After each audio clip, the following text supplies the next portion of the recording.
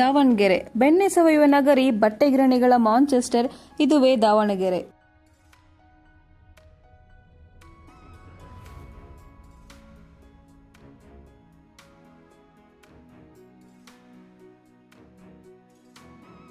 ನಮಸ್ಕಾರ ಸ್ನೇಹಿತರೆ. ದಾವಣಗೆರೆ 1997ರಲ್ಲಿ ಚಿತ್ರದುರ್ಗದಿಂದ ಬೇರ್ಪಟ್ಟು ಹುಟ್ಟಿದ ಹೊಸ ಜಿಲ್ಲೆ. ಚಿಕ್ಕದಾದರೂ ಅಮೂಲ್ಯತೆಯಲ್ಲಿ ದೊಡ್ಡ ಜಿಲ್ಲೆ ನಮ್ಮ ದಾವಣಗೆರೆ. ದಾವಣಗೆರೆ ಜಿಲ್ಲೆಯಲ್ಲಿ ಹರಿಹರ, ಜಗಳೂರು, ಹೊನ್ನಾಳಿ, ಚನ್ನಗಿರಿ ತಾಲೂಕುಗಳಿವೆ. 2019ರಲ್ಲಿ ಹರಪ್ಪನಹಳ್ಳಿ ಬಳ್ಳಾರಿಗೆ ಸೇರಿತ್ತು.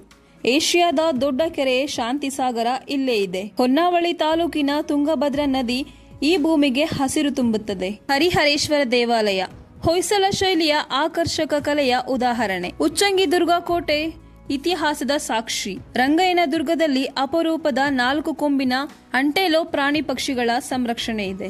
ದಾವಣಗೆರೆ ವಿಶ್ವವಿದ್ಯಾನಿಲಯ, ಬಾಪೂಜಿ ಸಂಸ್ಥೆಗಳು ಮತ್ತು ಅಂಗವಿಕಲರ ಪುನರ್ವಸತಿ ಕೇಂದ್ರ ಶಿಕ್ಷಣದ ಬೆಳಕು ಹಚ್ಚಿವೆ. ಬಟ್ಟೆ ಗಿರಣಿಗಳು, ಹತ್ತಿ ಉದ್ಯಮ ಮತ್ತು ಕುಂದವಾಡದ ಏಷ್ಯಾದ ದೊಡ್ಡ ಗಾಜಿನ ಮನೆ ದಾವಣಗೆರೆಯ ಹೆಮ್ಮೆ. 2000ರಲ್ಲಿ ಇಲ್ಲಿ 3ನೇ ವಿಶ್ವ ಕನ್ನಡ ಸಮ್ಮೇಳನ ನಡೆಯಿತು. ಕನ್ನಡದ ಗೌರವ ಜಗತ್ತಿಗೆ ತೋರಿತು. ಬೆಣ್ಣೆ ದೋಸೆಗಾಗಿ ಪ್ರಸಿದ್ಧವಾದ ಈ ನಗರಿ ಕರ್ನಾಟಕದ ಮಾಂಚೆಸ್ಟರ್ ಎಂದು ಹೆಸರಾದದ್ದು. ಇತಿಹಾಸ, ಪ್ರಕೃತಿ, ಶಿಕ್ಷಣ, ಕೈಗಾರಿಕೆ, ಸಂಸ್ಕೃತಿ ಎಲ್ಲವೂ ಒಂದೇ ಜಿಲ್ಲೆಯಲ್ಲಿದೆ. ಅದೇ ದಾವಣಗೆರೆ.